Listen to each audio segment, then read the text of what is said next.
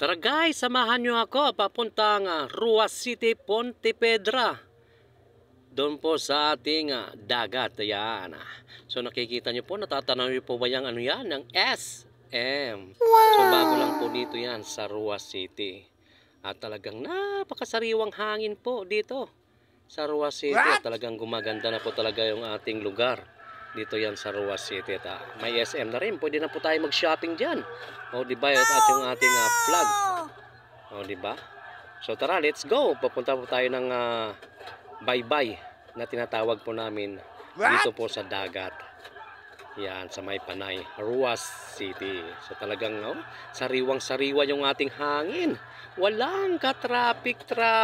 O diba? Ang sarap dito sa province talaga. Talagang napakasariwang hangin at walang pollution. O diba guys, malapit lang po dito yung yung ating dagat. So 5 minuto lang nasa dagat na po tayo. O diba? At saka mabilis yung ating mga tricycle po dito. O diba? O, wala tayong kasalubong. Napakaganda po yung ating Ruas City ngayon.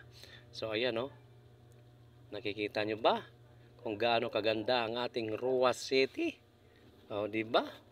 O, so malapit na po tayo sa ating baybayon, day. Ayan, so welcome to Ruas City, Panay, Pontevedra. So ito na, matataraw na po natin yung karagatan. Dati-rati wala pang semento rito, talagang makikita mo puro buhangin lang. So ngayon talagang pinapasyalan na ng mga tao ito. At talagang napakaganda at napakasariwa na talaga. Ayan So ayan. So kung gusto nyo dito